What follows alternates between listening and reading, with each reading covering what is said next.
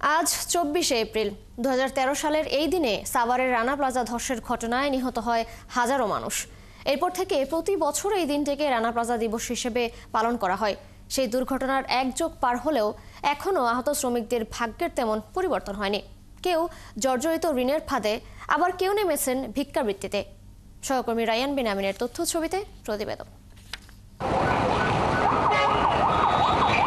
২০১৩ সালের ২৪শে এপ্রিল সাভারের রানা প্লাজা ধস দেশের ইতিহাসের সবচেয়ে বড় শ্রমিক হতাহতের ঘটনা।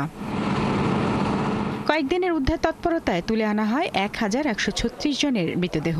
এছাড়া ধ্বংসস্তূপের নিচ থেকে জীবিত উদ্ধার করা হয় ২,৪৩৮ জনকে, যাদের বেশিরভাগই স্বাভাবিক চলার ক্ষমতা হারিয়েছেন। ওই দুর্ঘটনার এক যুগ পার হলেও এখনও বেঁচে থাকার লড়াই করছেন দুর্ঘটনায় আহতরা। তাদের মধ্যে একজন সালমা বেগম শারীরিক নানা জটিলতায় কাজ করতে পারেন না, সংসার চালাতে বিক্রি করেন সবজি। আমি যে পোলা পান দূরনে এখন যাব, আমার বাড়ি ঘর দেয় না, আমি কোনে যে থাকবো, কোনে যে মাথা দেবো। মেয়েটাই ১ সপ্তাহ ধরে অসুস্থ, আমি টাকার জন্য তার একটা ওষুধ কিনেও খাইতে পারছি না। দুর্ঘটনায় আহত আরেক শ্রমিক আয়শা বেঁচে ফিরলেও মেরুদণ্ডে আঘাত পাওয়ায় বেকার হয়ে জীবন পার করছেন। তার উপর লাখ টাকার দেনা শোধ করতে না পারায় রয়েছেন চরম বিপাকে। মেরুদণ্ডের ব্যথা আর মাথার সমস্যায় দেখে আমি কোনো জায়গায় কাজ পাইতেছি না। এক জায়গায় কাজ নিয়েছিলাম, সেই কাজটাও আমি অসুস্থতা হওয়ার কারণে কাজটাও থেকে আমার বাড়ি করে দেয়। শ্রমিকদের অভিযোগ, অসুস্থতা আর দারিদ্র্য নিয়ে দীর্ঘদিন বসবাস করলেও তাদের পুনর্বাসনে এগিয়ে আসেনি কেউ। আমি এই যে ৩-৪-৪৫,০০০ টাকা দিছে, ৫০,০০০ টাকা সিডিতে দিছে, এই সারা আমার কোনো টাকা দেয় না। এই অবস্থায় বর্তমান সরকারের কাছে শ্রমিকদের পুনর্বাসন, ক্ষতিপূরণ ও ২৪শে এপ্রিলকে শোক দিবস ঘোষণার দাবি জানান শ্রমিক নেতারা। আমরা এই সরকারের কাছে দাবি জানাবো, এই ২৪শে এপ্রিলকে শোক দিবস ঘোষণা, ক্ষতিগ্রস্ত শ্রমিক এবং পরিবারকে পুনর্বাসন, মানে ১ যুগ আয়ের সমপরিমাণ ক্ষতিপূরণ। রানা প্লাজা ধসের ঘটনায় দায়ের করা মামলার বিচার চলছে ধীর গতিতে। দিন যাচ্ছে আর বিচার ও ক্ষতিপূরণ পাওয়ার আশা ক্ষীণ হচ্ছে আহতদের। শারমিন স্বপ্না, ৭১।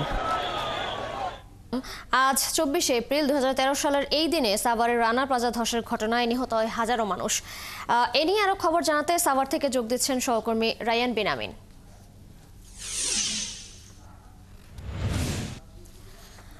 রায়ান, দিবসটিকে ঘিরে আজ কোনো কর্মসূচি আছে কিনা, এছাড়া আহতদের সাহায্য প্রশাসনের থেকে কোনো পদক্ষেপ নেওয়া হচ্ছে কিনা জানাবেন। সাথে আরেকটি বিষয় জানতে চাই, এই মামলার বিচার কাজ কতটুকু এগিয়েছে এবং বিচার নিয়ে কি বলছেন আহত ও নিহতের পরিবার?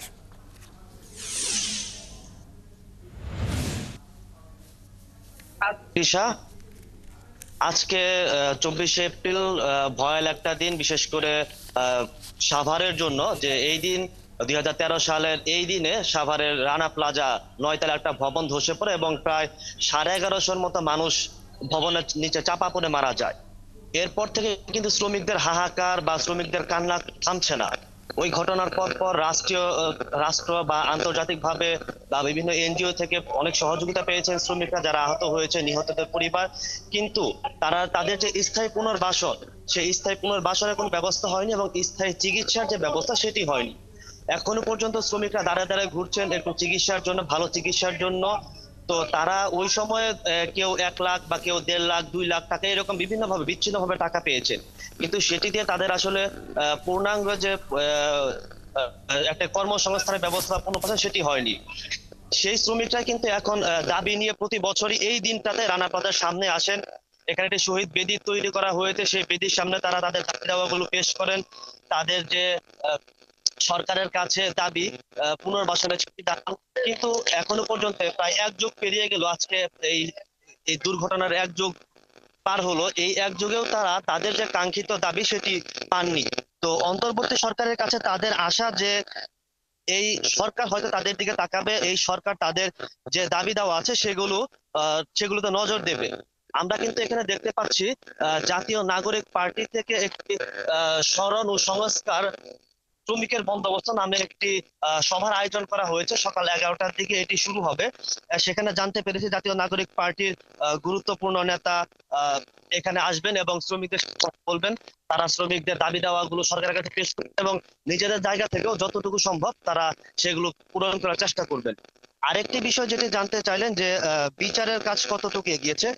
এখনো পর্যন্ত আমরা যতটুকু জানতে পেরেছি যে রানা প্লাজার যিনি মূল মালিক রানা, সে রানার এখনো পর্যন্ত কিন্তু বিচার পুরোপুরি হয়নি। এখনো পর্যন্ত সেটি কোর্টে ঝুলে আছে।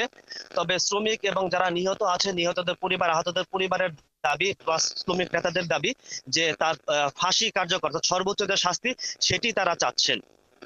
এই ছিল সাভারের রানা প্লাজা থেকে আমার কাছে সবশেষ তথ্য। রায়ান, ধন্যবাদ আপনাকে। দর্শক, রানা প্লাজা ধসের 1 যুগ পার হয়েছে আজ। সেই দিবসটিকে ঘিরে নানা কর্মসূচি সম্পর্কে জানছিলাম আমাদের সহকর্মী রায়ান বিন আমিনের কাছ থেকে।